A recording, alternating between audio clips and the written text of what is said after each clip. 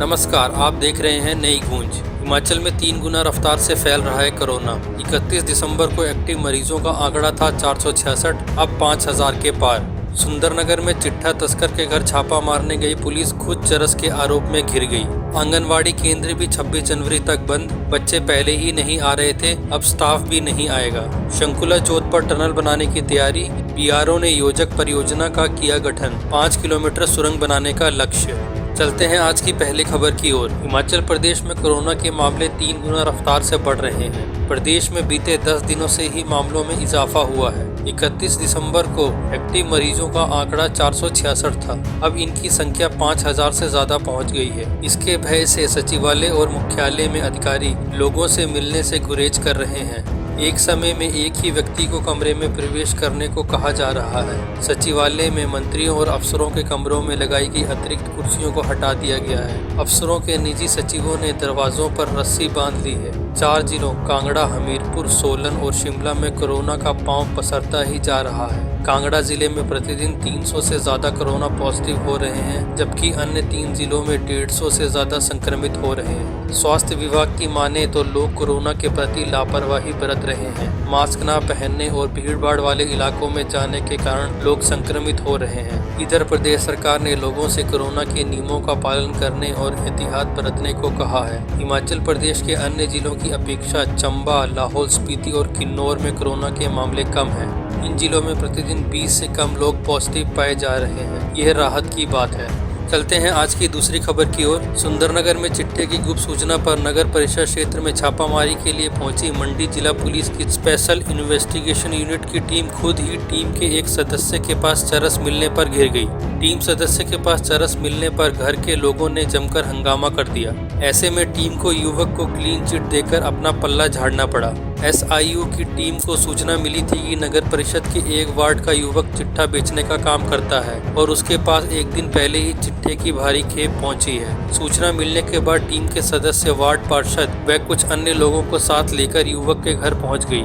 Police team के पहुंचने की सूचना मिलते ही वहां आस पड़ोस के लोग भी पहुंच गए। घर के लोगों ने सभी की उपस्थिति में टीम के सभी सदस्यों की तलाशी लेने के बाद उन्हें घर के अंदर आने दिया। इसी दौरान बाहर खड़ा टीम का एक अन्य सदस्य भी घर में आने लगा तो घर के सदस्यों ने इसका विरोध करना शुरू कर दिया और उसकी तलाशी लेने की बात कही। तलाशी के दौरान उस कर्मी की जेब से थोड़ी मात्रा में भांग मिलने पर घर वालों ने ही हल्ला करना शुरू कर दिया और घर के अंदर गए टीम के बाकी सदस्यों को बाहर निकाल दिया। पुलिस अधीक्षक शालिनी अग्निहोत्री ने कहा कि एसआईयू की टीम गुप्त सूचना पर युवक के घर छापेमारी के लिए गई थी। इसके बाद जो कुछ भी हुआ है उसकी पूरी जांच करवाई जाएगी। चलते हैं आज की अगली खबर की ओर। राज्य सरकार ने कोरोना की बंदिशों को आगे बढ़ाते हुए कुछ नए फैसले लिए हैं। हालांकि ये फैसले विभागीय स्तर के हैं। बुधवार को महिला एवं बाल विकास विभाग ने प्रदेश भर में चल रही आंगनवाड़ी केंद्रों को 26 जनवरी तक बंद करने का फैसला किया है। इससे पहले ये फैसला सभी शिक्षण संस्थानों के लिए हुआ था। आंगनवाड़ी बच्चों के लिए पहले भी बंद थे, लेकिन आंगनवाड़ी वर्कर और हेल्पर को राशन के आवंटन के लिए बुलाया जा रहा था। अब इन सभी केंद्रों को पूरी तरह से बंद कर दिया गया है।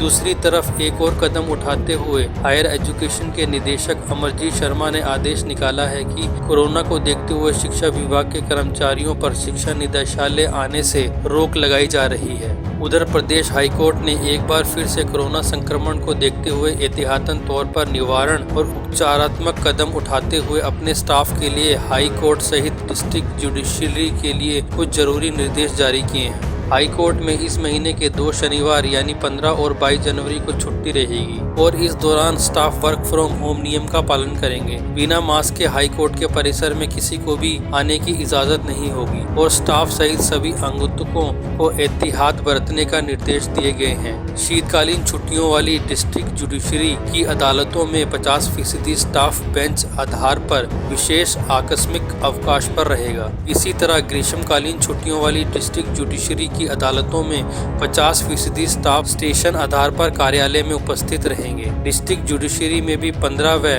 22 जनवरी को छुट्टी रहेगी। चलते हैं आज की अगली खबर की ओर।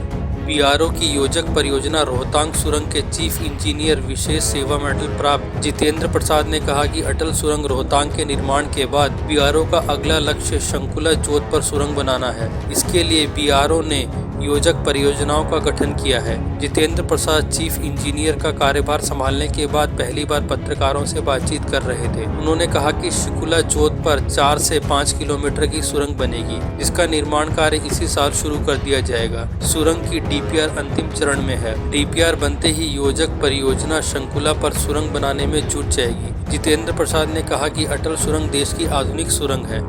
इसे देखने के लिए देश व दुनिया से पर्यटकों में भारी रुचि है। बीआरओ अटल सुरंग को लेकर जल्द ही संग्रहालय का निर्माण करने जा रहा है। अटल सुरंग के दीदार करने वाले पर्यटन संग्रहालय द्वारा सुरंग निर्माण बारे में भी जानकारी ले सकेंगे। गौर हो कि देश के प्रधानमंत्री नरेंद्र मोदी ने सुरंग के शुभारंभ के दौरान कहा था कि महत्वपूर्ण सुरंग के निर्माण पर देश का इंजीनियरिंग से जुड़ा छात्र अध्ययन करेगा। इस बात पर चीफ इंजीनियर ने कहा कि साल भर में इंजीनियरिंग के 150 छात्रों ने अटल टनल निर्माण की बारीकियों को जाना है। पर्यटकों की लगातार उमड़ती भीड़ से बीआरओ की सड़क छोटी पड़ने लगी है। अगर आप भी अपने क्षेत्र की कोई समस्या या कोई न्यूज़ हमारे साथ शेयर करना चाहते हैं तो हमारा व्हाट्सएप नंबर है 9418550709 या आप हमें मेल भी कर सकते हैं। हमारी मेल आईडी है naigooंज@gmail.com।